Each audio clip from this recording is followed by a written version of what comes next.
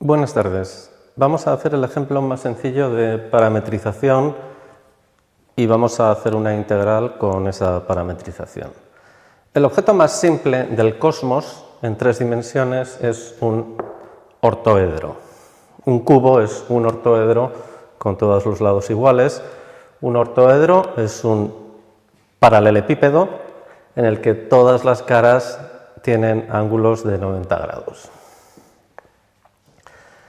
Un ortoedro puesto en el espacio, en cualquier posición, pero paralelo a los ejes coordenados, si no el problema sería mucho más difícil, se parametriza de una manera muy sencilla, se describe. Si él está paralelo a los ejes coordenados,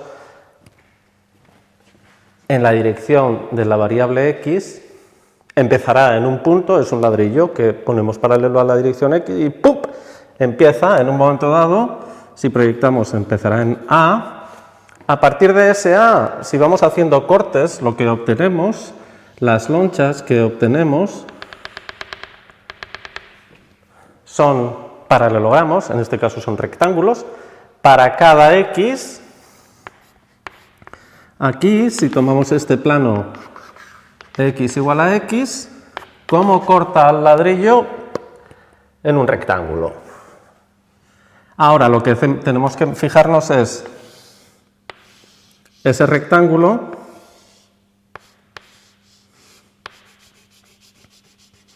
en el plano x igual a x. ¿Cómo lo describimos? Fijaos que todos son exactamente iguales. Están en el mismo sitio, salvo que estamos desplazando el plano x. Todos los rectángulos en los que cortamos, todas las lonchas, estas sí que son zoom, zoom, zoom, zoom, todas nos salen exactamente iguales. ¿Cómo son? Pues son un rectángulo, este es Y,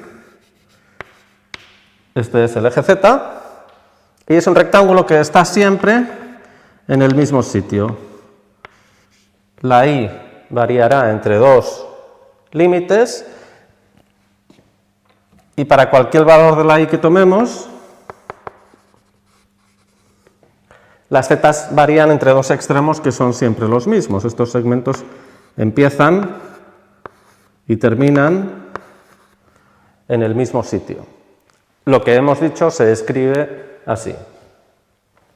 La variable x está delimitada por dos valores constantes. La variable y para cualquier valor de la x está delimitada por los mismos valores. Y la variable z, por los mismos valores, por dos valores fijos. Y la variable z está delimitada por otros dos valores fijos que son siempre los mismos para cada valor de la x y para cada valor de la y. Las z son siempre las mismas. Eso es lo que es un ortoedro puesto paralelo a los planos coordenados. Esta es la parametrización más simple y es la base de todas las demás parametrizaciones. Cómo se hace uno a la idea de cómo se parametriza un círculo, un arco de círculo, una esfera, etc. Una vez que lo hemos parametrizado, vamos a hacer el primer problema de integración normal y que no sea demasiado absurdo, que es, vamos a suponer que la densidad es constante, tenemos un ladrillo de un material homogéneo y consideramos un eje, el eje OZ para simplificar, el eje vertical. Vamos a calcular el momento de inercia respecto de ese eje. El momento de inercia, aunque lo definiremos en una clase posterior, mide cuánto cuesta pasar de que el objeto esté quieto a hacerlo girar. Es el equivalente a la masa, pero en el sólido rígido respecto de giros. La masa es algo que mide movimientos lineales. Vamos a calcular su momento de inercia respecto del eje OZ. Borro el pequeño diagrama que he hecho aquí.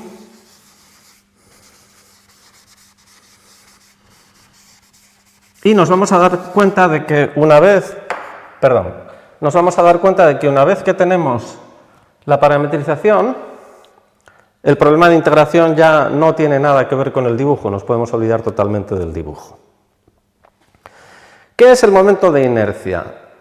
Es cuánto cuesta hacer girar a un objeto respecto de un eje, pero fijaos que, como veremos, si yo tomo un punto cualquiera, este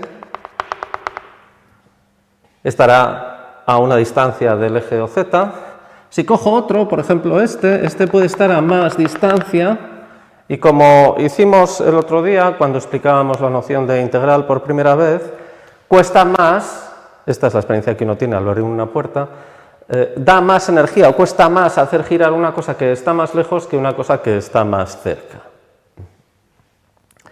Eso es lo que se dice que el momento de inercia depende del punto, de hecho depende de la distancia al eje de giro o al eje respecto del que se calcula. El momento de inercia del respecto del eje OZ de un punto, de cada uno de los puntos del ladrillo es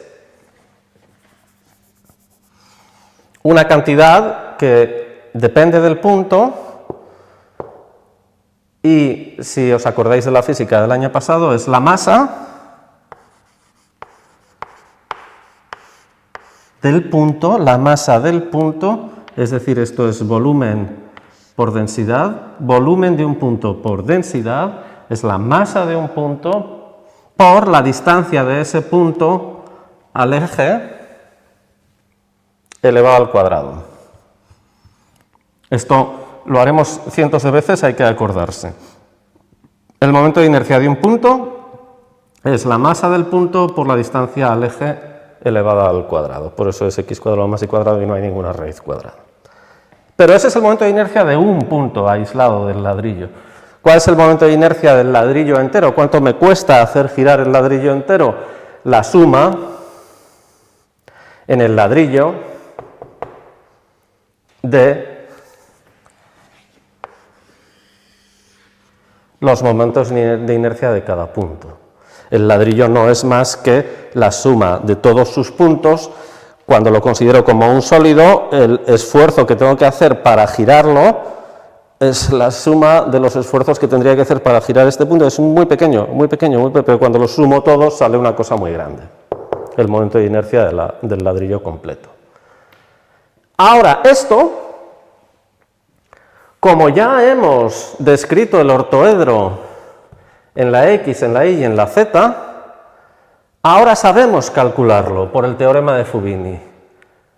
Hay que hacer una integral dentro de una integral dentro de una integral, o más bien así, perdón, una integral dentro de una integral dentro de una integral. Hay que hacer 3 integrales iteradas. La integral entre A y B, entre los extremos de la X, ¿de qué? De todo esto. Esto es el momento de inercia de cada loncha cortada así, chum, chum, chum. Cada loncha tiene un momento de inercia. Ahora, ¿cómo calculo yo el momento de inercia de la loncha? Entre los extremos de la loncha, ¿qué tengo? Para cada una de estas,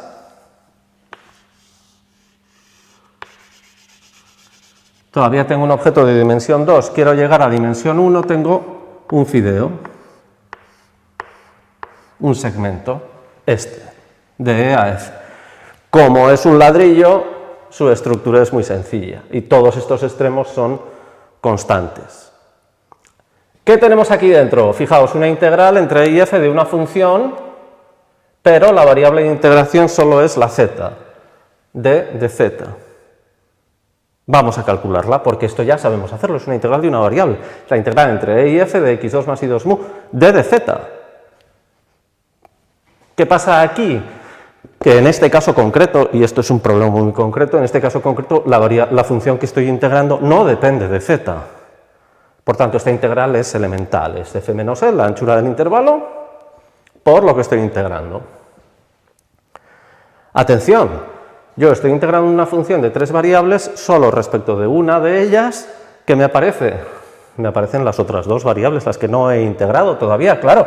Esto es un fideo que depende ahora de la loncha y la loncha depende del plano de corte. Ya he hecho esta integral. Me ha quedado esto. Ahora tengo que hacer la naranja, la integral entre c y d de lo que he obtenido, pero en la variable y, que es la siguiente que me toca considerar. calculo esta integral, esta ya no es constante, esto tengo una parte constante, que es la de la x cuadrado, más una parte que depende de i al cuadrado, perdón, que es un i al cuadrado. Integro, aquí estoy aplicando la regla de Barrow, hago la antiderivada, x al cuadrado i más i al cubo partido por 3, entre los extremos c y d, que son los extremos de integración. Sustituyo y me queda la constante más x al cuadrado, porque esto depende del plano en el que he cortado, que depende de x, por d menos c, más, bueno, y aquí ya no me aparece en x, d cubo menos c cubo partido por 3. Esa es la regla de Barrow. Ya he hecho la integral naranja. Ahora tengo que terminar la integral entre a y b, ¿de qué? De lo que me ha quedado, que es esta expresión, d de x. Porque ahora estoy mirando las lonchas, cada loncha depende de x, una loncha para cada x. ¿Qué tengo? F menos e por mu por esta expresión, que depende de x, igual aquí tengo una cosa constante y aquí tengo un x al cuadrado, pongo aquí el resultado, pero estas tres integrales ya hay que saber hacerlas. Lo único que hemos hecho nuevo es pasar de esta expresión, que no dice nada, bueno, sí que dice, la suma en k de todos los momentos de inercia de los puntos. ¿Cómo lo hago? Me lo dice el teorema de Fubini. Una integral, otra integral, otra integral. Seguiremos con más ejemplos. Gracias por vuestra atención.